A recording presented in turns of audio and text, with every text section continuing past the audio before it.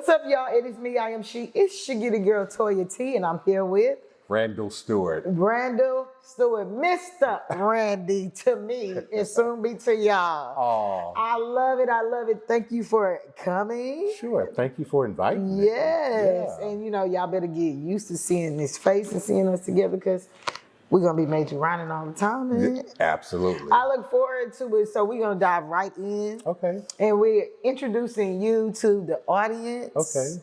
And I got to say, y'all, he has an awesome, incredible story in the industry as well as around the States. So we're going to get into it and get to know him very, very well. So just start with your background. Sure. Hi. My name is Randal Stewart. I was actually born in Durham, North Carolina. Okay. I spent 18 years there. From there, I went to Howard University. Wow. Major in communications. Major in journalism with a minor in broadcast management. While I was there, I was actually writing for the college newspaper, and I was doing some very interesting things there. Also, I had some very interesting work-study jobs too that was just unbelievable. But I enjoyed it, and it, put a little change in my pocket. I know that's right. What makes Howard so elite and outstanding to make everybody want to go there? Because Howard is top notch out here. Yeah, Toya, it was like a dream come true. Okay. I come from a very humble background. From a family of a mother of a single household. Okay. Father passed when I was like 6 years old, and I one day I went to a private junior college. In fact, I got a scholarship to do that, and the journalism teacher took a group of us to Washington D.C. to Howard. They were having a communications conference. Okay. And it was like a whole new world just to sort of open up to me. Wow. It's like being on that campus and being in Washington, D.C. And I said at that point in time, I said, this is where I want to attend. And I applied, they accepted me, and the rest is history. Okay, I love it. I met so many people. I mean, kids from famous families, that normally, I met the bridesmaid that was in Hazel Gordon, Jermaine Jackson's wedding. Okay. She attended Howard. Okay. And just Sidney Poitier's daughter. Wow. Met her, and we hung out. Very nice person. And a host of other kids that were just amazing, I know a lot of people has gone to Howard. They say a lot of awesomeness has come out of Howard, though. Yeah. So, but what made it to you? Was it the experience of seeing something new? Because you were in a junior college, and that's 4 year. So, what made it just especially special for you? Well, it was just seeing people who looked like me. That was just, it was a wow factor. They were wearing three-piece suits, and that, that whole middle class black experience, and just history there, going around the buildings and going into these buildings and, looking on the walls. They had histories of people who had attended, like Felicia Rashad and Debbie Allen and Chapman Boswell, and, just people like, and even before them, it was just simply amazing. It's like, my God, the world had just opened up to me, Yeah. I get it, because when I went to TSU, I'm just like, oh wow, this is a total experience, because I had not wanted to go to college, but then when I decided to and I got on the campus, so I can only imagine Howard, but greatness come out of TSU too, baby. Oh, absolutely. Kind of pause. Yeah. I don't want to seem like I'm just, no, but I do hear a lot of good things about Howard. Yeah. That's awesome. So you did your undergrad there? Yes. Did you do your grad? I did my graduate work in California. Oh. I went to the University of San Francisco and got my master's in human resources and organizational Oh, development. wow. But that's a big change from Howard to there in your majors when I speak. What made you change from communications? Interesting that you asked me that. Because for whatever reason, and I haven't quite figured it out today, I always wanted to go to a Catholic school. Oh, wow. Even though being a graduate student, it was a sort of a different experience because I was off campus. But nevertheless, while I was there, it was just, just a diversity to see what it was like, to see, of course, it was predominantly white, but there were a lot of black kids that attended there also, and no regrets. I know that's a big culture shock. Yeah. Talk about that a little bit, going from Howard to the what was it again? And University of San Francisco. University of San Francisco, and then just leaving Washington, going to San Francisco, to California. Oh my God! Oh my God! Oh, that was interesting. As soon as I arrived there in August. I think a month later, that was that big earthquake. First time I ever experienced an earthquake there, and that was like, oh my God, Definitely scary. I was actually in a building, and the building went like this. Oh my. And that really freaked me out. I can only imagine. And I encountered 2 other earthquakes during my stay there in California. But I was actually living in Oakland and commuting, while I was working full time in San Francisco, also attending graduate school. While I was there, I met, just so many people, very interesting people, and Oakland was popping during that time. I'm sure it was. Yeah. Especially back then. I hear a lot of things now, so I can only imagine then. Yes. And the type of freedom y'all had versus now. Yeah. But you didn't elaborate on why the change from communications to human resource. Well, I had this knack of always working with people and helping people. Okay. And I think I get that from my mother. Oh, well, I know I get it from my mother. My mother, she was one of those mothers that always, kids sort of gravitated towards her when I was growing up. She was that mother. She was, best cook in the motherly mother. Yeah, best cook in the neighborhood. And everyone knew when exact time when we was having dinner. So whoever was there at the house, whether, playing, with me and my sisters all day long, they were invited to come to the table.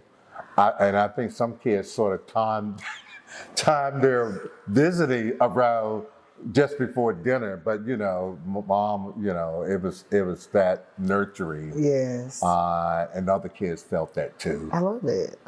Yeah. So with that being said, did you get into human resource? Yes, I did. Yes, I did. Okay. Yes, I did. I during the time I was doing my master's, I was already a manager working in Berkeley, California, which is right down the street from Oakland. Okay. And I was working in human resources, doing recruitment and training. I love to train. I love to teach. And that's what say, oh, I like this. So let me get my master's in this. Oh. And particularly the skills that I obtained while I was at Howard enabled me to become an excellent writer. So it really helped me in grad school. Yes, that communication. Yeah. And later on, as I stayed at that organization, I was there for about 10 years. I moved up to Director of Human Resources and instituted a lot of things that apparently they're still doing today. Okay. Yeah. Okay. I love it. And so Communications obviously guide you in the human resource. And then after that, Well, after that, I wanted to teach and a whole different spectrum. During that time, I wrote a lot. I was published in certain publications. Okay. I I taught. Believe it or not, elementary school. wow. I wanted to capture that particular audience, and I did that for like 9 years. After I had quote unquote retired from human resources, or from there, I wanted to do something. I'm always wanting to do things different. Yeah. After 10 years being there, I said, okay, let me move on and let me sort of mark off some things off of my quote unquote bucket list and to get into some new ventures, Okay. So you just pretty much want to try different things. Okay. Yeah. So I thought maybe you had a particular reason on why you did certain things, but I feel like that's good. Because you're gaining experience in different industries and different job skills as well as personal skills, I believe. But it's still honing in your need to help others. Oh, absolutely. And help people. Absolutely. One of the things that I felt that while I was in human resources, I would interview people, particularly people that looked like me and you, and giving them pointers. And so after interviewing them, I would get out of the seat from my desk, come and sit side by side. I say, now I'm talking to you as a friend. I say, here's some things. I think you have a lot of good qualities, and I want to pass you on to the next level of the interview process. Okay. And here's some things that I think that you need to touch up on before you get to that. And I was so proud that I did that. So I took myself out of my professional role and into a quasi-friendly role, because otherwise, they were qualified. So it wasn't that they were not qualified, but they just need some pointers. Yeah. And I just felt obligated to do that. And not only it was people of color, but other races also. Okay. That I thought had good potentials. And of course, doing interviews, you're extremely nervous. Yes. And I get that, and so Yeah. that was I felt that was my personal contribution to helping someone move along. Yeah. And see, we would love that you as being a type of interviewer, because of course, a lot of people, when they go in to get interviewed, they're nervous. So when you are being relatable, that helps them to loosen up. Yeah. So I love that. And then also giving them skills for the next interview. Absolutely. So being a teacher and knowing and seeing the teachers now and being in the news, first of all, were teachers in the news like that, the way they were, the way they are now back then, doing the things that they do now? The teachers back then were more nourishing towards their students. I think we were. I was probably a little bit more relatable to the kids, given the fact that I taught first grade for a reason, because they were in that stage of development, early development, and I wanted to be a factor in their lives, and and it worked. Let me tell you what I did. Okay. I made home visits, which had stopped, back in the day when I was in elementary school, probably about once or twice a year.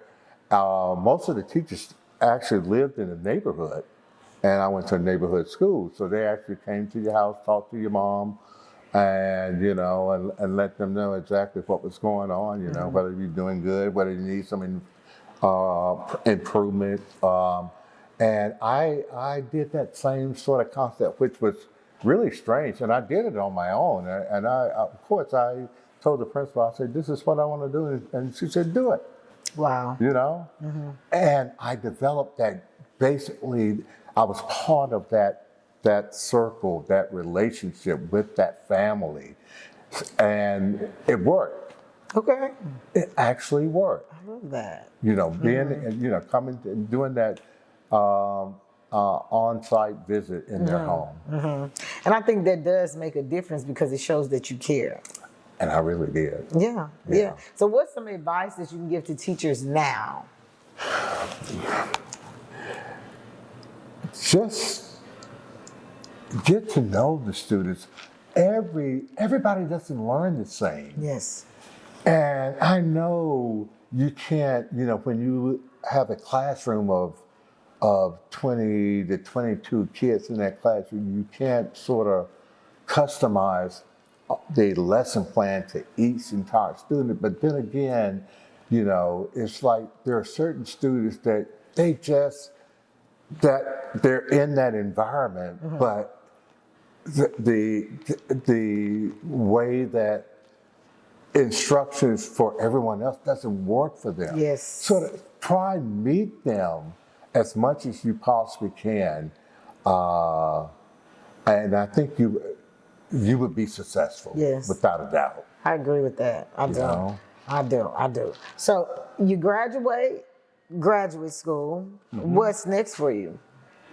Well, community work. I wanted to sort of do things in the community. There are a lot of organizations, not only when I was in California, but even now, I'm still that sort of community activist. Okay. I like being involved. I like helping people till this day, whether it's voter registration, I volunteer at a food bank. Okay. I volunteer at church, whereas they give away clothing, food pantry, that whole 9 yards, just whenever there's a need and also I'm very involved politically in terms of helping various candidates who I feel have our best interests at heart, helping them to get the message out to their constituents in the community. Oh, for sure. Well, if you don't mind, what are some candidates that you have helped and assist? Sheila Jackson Lee. Okay. Sylvester Turner. Currently, I'm working with Kristen Menifee. Oh, wow. Yes, I'm a big supporter of him, and I see that brother is just so sharp, and we need him. Yeah. We need the Kristen Menifees in this world. I even have done some work with a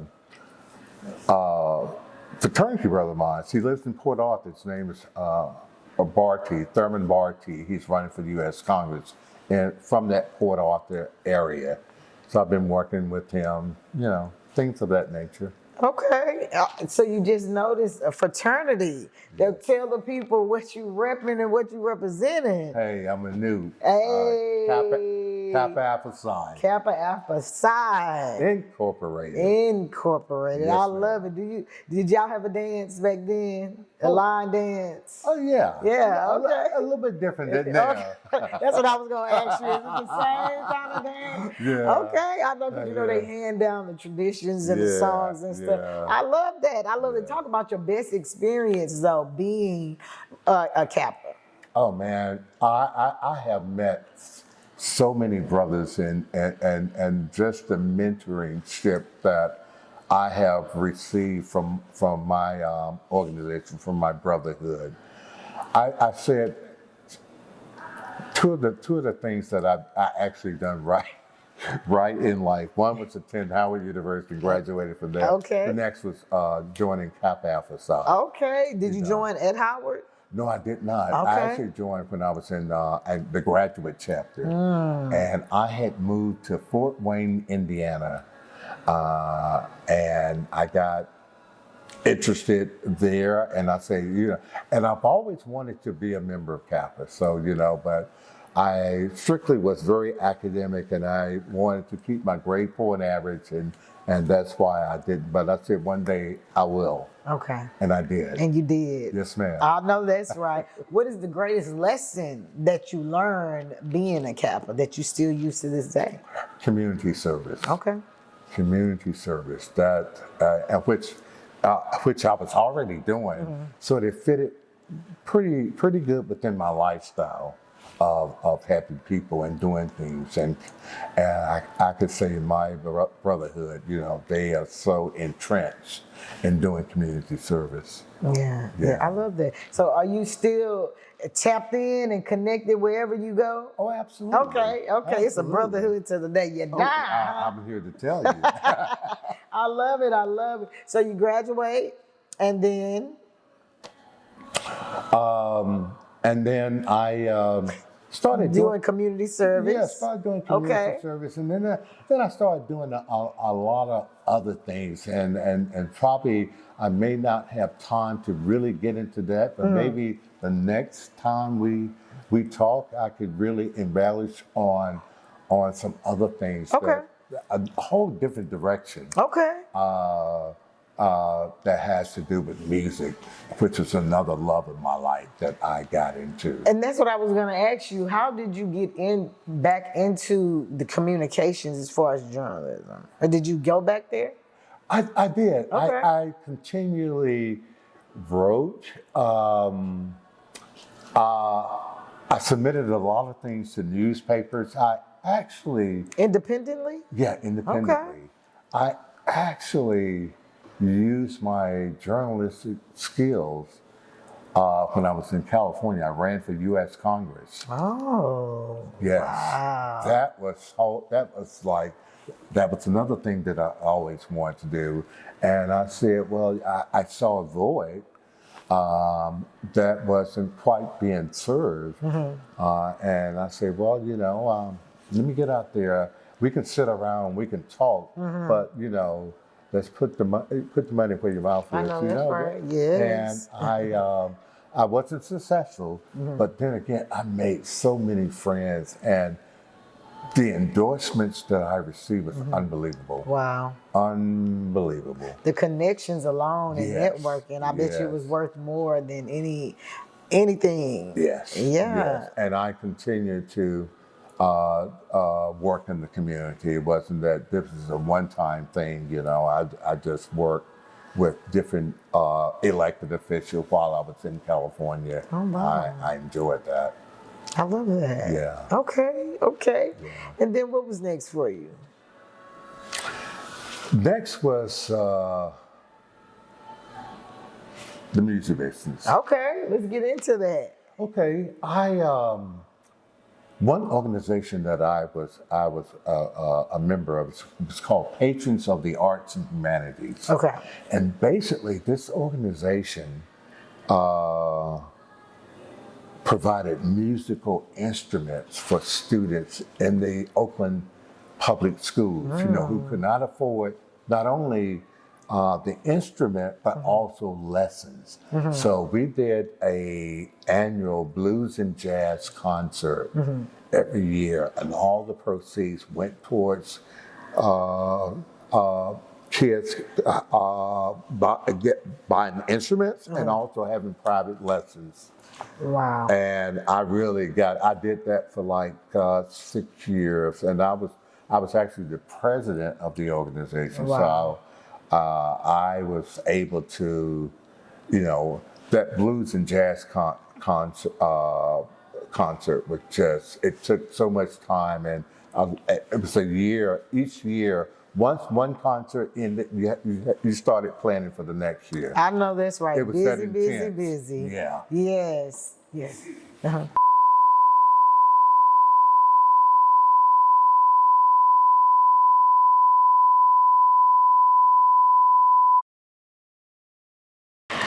Thank y'all. We are back with Randal Stewart, Mr. Randi. So you were putting on jazz concerts. I mean, you stay busy. I did. Busy. Did. And so is jazz your genre that you would choose? Not necessarily. I love music. Okay. All genres, you know. Blues, jazz, hip hop, rap, classical, country,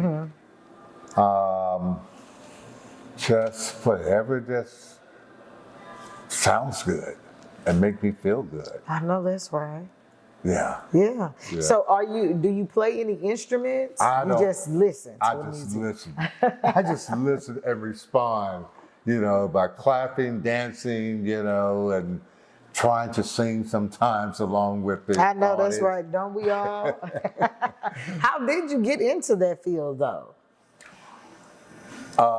It was through, well, it started at Howard. It really started at Howard. I had two mentors, and they were actually professors at Howard, and they were, one was a voice coach. She was a voice coach, and her husband was taught piano. And they sort of took me under their wings. Okay. And they actually was the voice teacher for Roberta Flack. And I actually met Roberta Flack at their house. When she ever would come to Washington, you know, she had moved to New York, but when she ever had come to Washington, believe it or not, she would stop by there and get lessons, even as an adult. Wow. While she was, you know, she always perfecting her skill. That's awesome. I know. Yeah. I know. So especially being on that level in the industry, and you still like that means you really, really are passionate about what you do. So I met her and a host of their other musical friends that would just come by. They were great entertainers. They were always having dinner parties, that type of thing, and I was always on the list. I was fortunate to have that exposure, you know, and they took me to classical concerts. They took me to the opera. Took me to the symphony. Oh, wow. You know, and that's where I really got sort of a worldly exposure to all sorts of music. And of course, you know, when I was in California, it was, I continue that. I continue that love for music. Okay. I was, you know, when I was growing up, my mother, you know, she was, you know, listened to a lot of artists, and she buying albums and putting them on the turn. We call it the turntable, the record player, the little thing, and I would just listen, and she would be cooking and just singing and, you know, doing her thing. So I probably started there. Okay. You know. Yeah, they opened up your ears, musical ears, and exposing it to it just as well as your mind. Yes. Yeah, I love that. I love this. So, out of all so far in that part of your life, who was the most influential celebrity that you worked with? Oh wow, that's a hard one. And not just in that industry, they were so influential in your life that they made an impact across just in your life. Yeah. Oh wow. Because as a result of me being in California and being the sort of the head of that blues and jazz concerts for 4 years, man, I met so many people. If I had to say one, maybe Pete Escovedo. Okay. I met him and his family, and I just loved that family, just beautiful family. He was and I booked him for on the program at the Blues and Jazz. Dwayne Wiggins we were pretty close when I was in Oakland, so he was pretty instrumental and a great influence in my life. For those that may not know who Pete Escovedo is, can you just briefly give them a...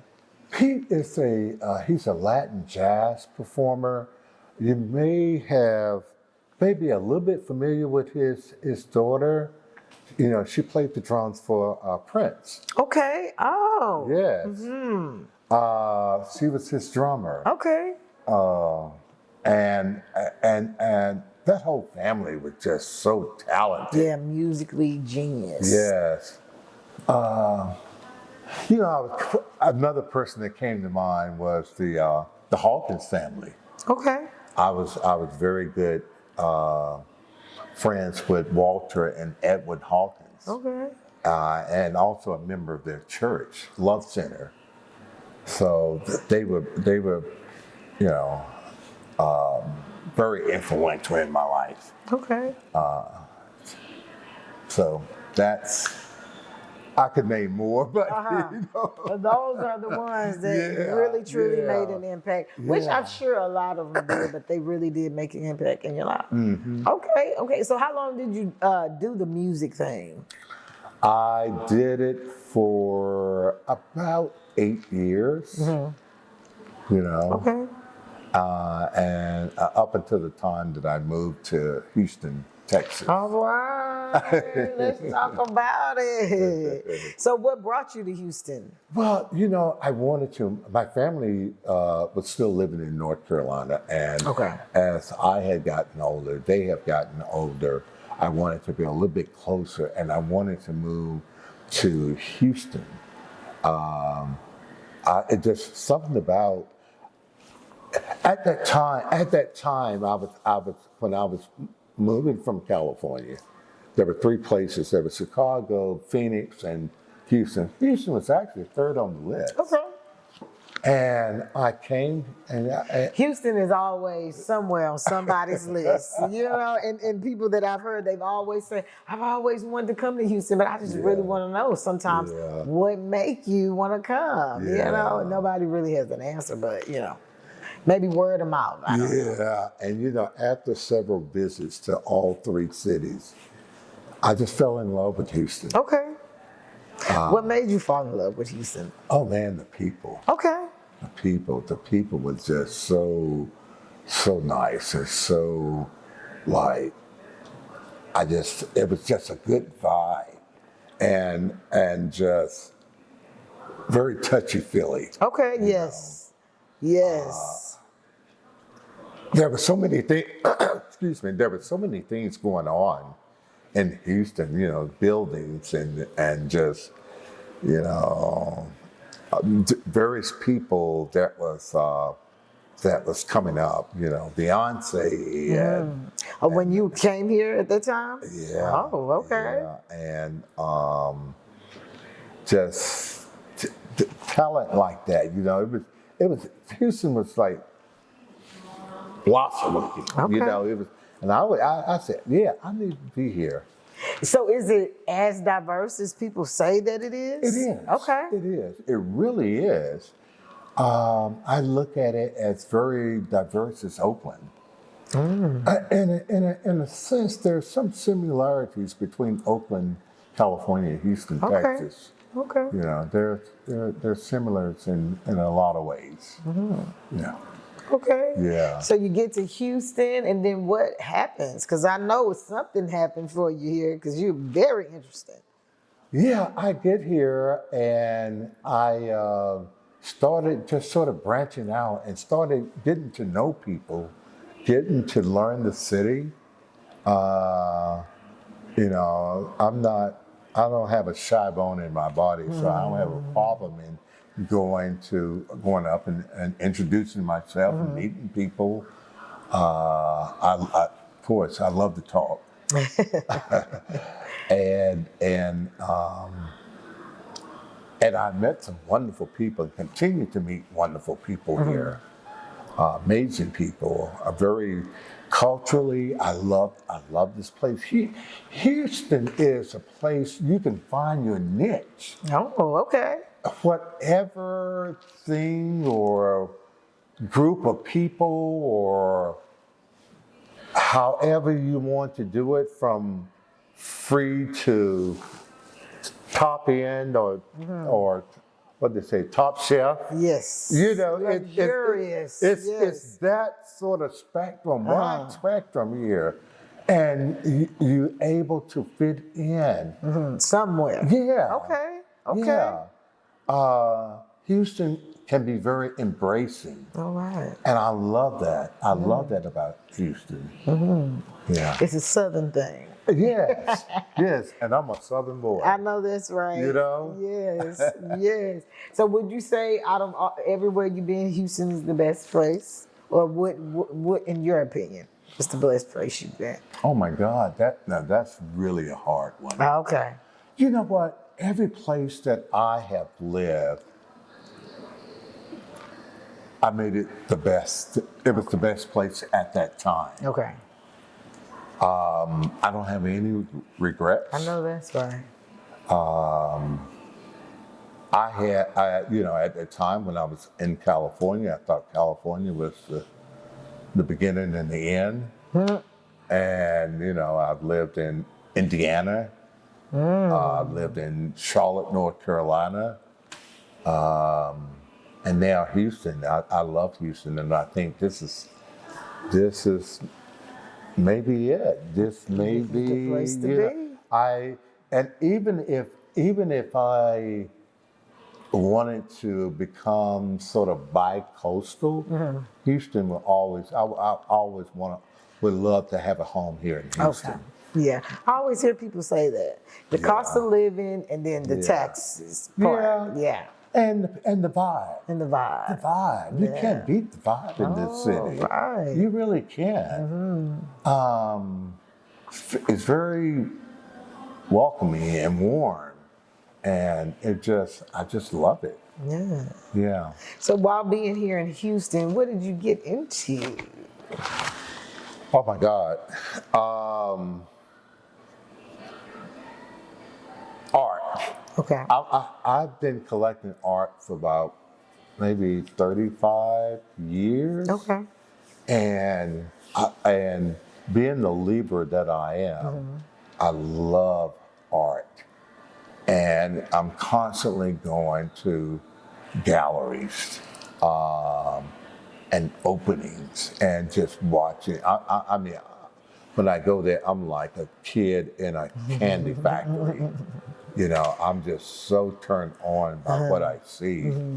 Have you made any art, or you just an art connoisseur? Art connoisseur. I can't. Well, during the pandemic, I tried to. When Ain't you're nothing home, wrong with that. when you're home, when you try to be creative, say, okay, I got to do something with my time. No, I didn't receive very good marks in art when I was in school. But I'm definitely a connoisseur. Okay. And I have,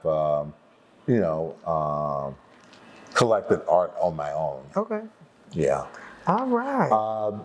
Some of the other things, music. The music scene here in Houston is off the chain. I bet you it's crazy. It is. I mean, I love live music. I do too. Oh my God. I do too. And a lot of times it's free. Yeah. It's free. Yes. Up and coming artists. Yes. And sometimes even, you have celebrities that come to various venues and it's like, come on out. It's free. Right. Come on out. I want to meet Houston. So yeah. So between music and art and I'm also a chef. Oh wow. I went to about a couple of years ago. I said, you know what? I've always wanted to. I could enhance my culinary school. So Okay. I actually went to an 8-month program right here in Houston, and I'm a certified chef. Wow. I didn't have any desire to work in a restaurant Okay. or to become a caterer or to become a private chef anymore. I did it for me, Okay. you know. So I like what I cook, and sometimes, you know, I get, you know, if I'm going to sort of gatherings of close friends, they would ask me to make a certain thing, and I don't You're have any showing problem your with skills. that. Huh? Yeah. Well, a lot of them already knew. Yeah. And but that was a wonderful, wonderful experience, and you know, I think one day that very soon I want to have my own cookbook. I think you should. Yeah. I think you should. Yeah. I mean, what I love about you and just hearing you so far, if it's something you're interested in, you're going to do it. Yes. Yeah. If it's something you're Yeah. interested in wanting to learn, you're going to do absolutely. it. Absolutely. I love that, and being just proactive and not only for yourself, for others. Yeah. So where do you get that motivation from to learn and to cultivate what it is that you want to do, even from the littlest it can be, but it don't sound little to me. It sounds grand. You know, Everything. I was that hyper kid in my family. I was always doing stuff, and my mother, she sort of involved me into various activities.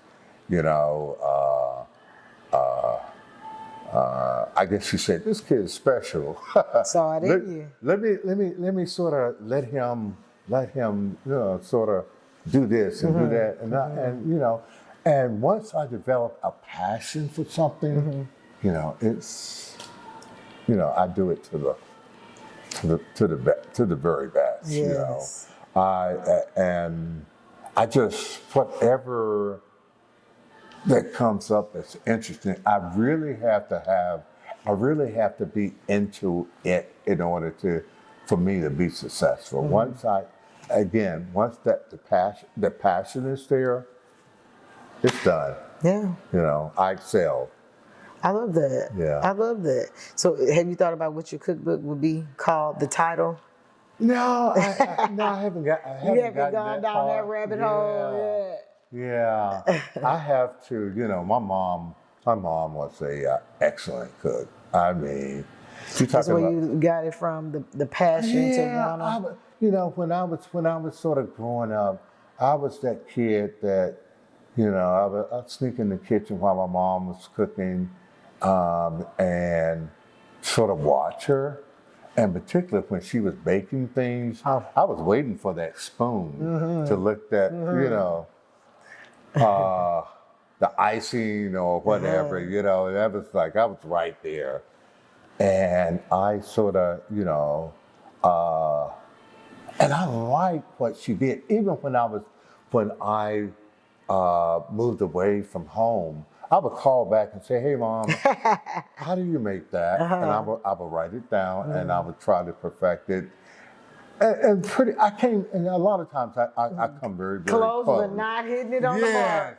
You can't do it the way Mama can do it. Exactly. It's just something about her touch and that. Yes. It's like, no, you almost there, but you know, not quite. Yeah. You don't have that touch on there.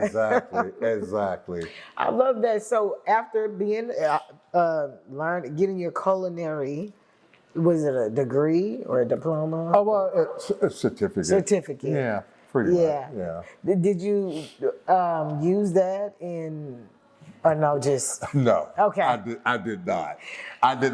What I have done, I have you know, I started experimenting at home. Okay. You know, doing some things, but you know, let me tell you, doing that program, we actually had the experience of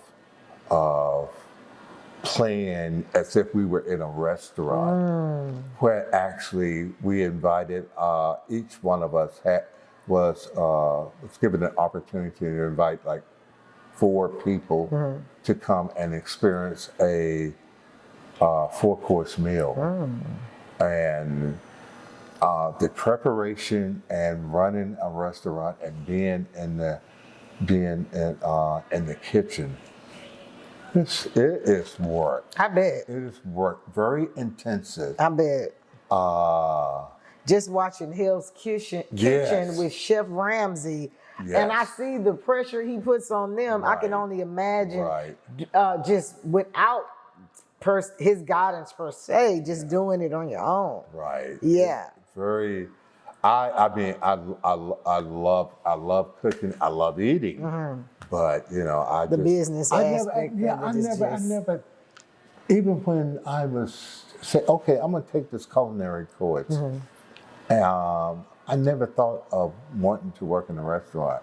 Okay. Or wanting to cater. Let me tell you now, when it's interesting, when after I graduated from Howard and I was living in DC, I actually was catering then. Okay. With no culinary degree. It was just that I would fix dinners for people, like a couple. They say, we would like for you come over and cook a special dinner for us. And I would do things of that nature. But it was, and I did that for a while. Okay. And it's interesting. I went, 20, 25 years later, I go back and get my culinary certificate. I mean, really interesting how that sort of worked out. It's a subconscious thing, Yeah, not realizing. yeah. But like you say, your passion is going to lead you to your Right, purpose. yeah. Well, cultivate your purpose. Yeah.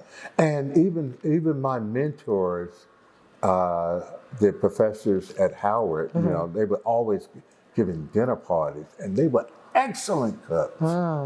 And I would watch, well, by the time I arrived, everything was done. But the courses that they had prepared, it was like I paid attention to all the details, even to the way they set the table and all of that. I was like, Wow. Yeah. that Just intrigued me. intrigued, yes. Yeah, exactly. Yeah, I love it. So before we just wrap it up, because y'all gonna have to stay tuned, stay tapped in. This very interesting man has a story to tell, and we can't tell it all in one sitting. But you've been so many places, done so many things, and pursued and chased your dreams and your passion. What is some advice that you would give to anybody who is looking to you and just want to cultivate every passion they have? What advice would you give to them? Well, you know what? I'm still dreaming. I'm glad you said that. Yeah, I haven't. There are a lot of things that I still want to do. Yeah. And a lot of things that I still plan to do. Oh, I love that. So, never stop dreaming. Continue to, as long as you have your good health and you're able and have a passion, go for it. Yes. Whatever that may be.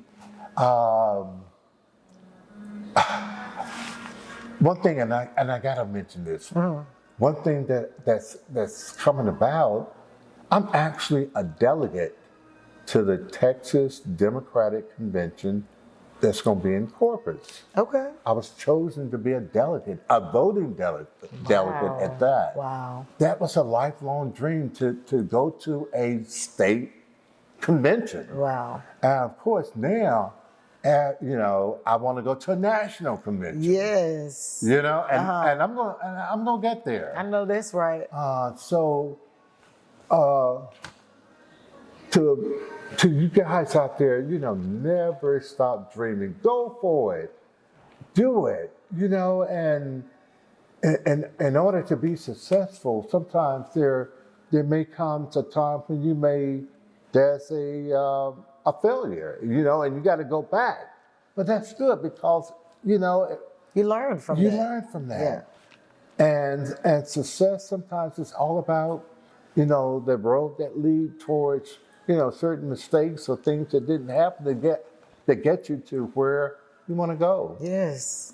I love it. And it doesn't matter how old you are, because I know a lot of people put age restrictions. Oh, and God. at one point in my life, I was almost there too. I'm like, okay, by this age, I have to do this. I'm gonna do this and do that. But what I've learned, and even learning from you and other people, that life has no age limit until you check up out of here. Absolutely. And then when you checking out of here, they're all ages checking out. So I say, to add to what you're saying, continue to press on and don't be scared to do it.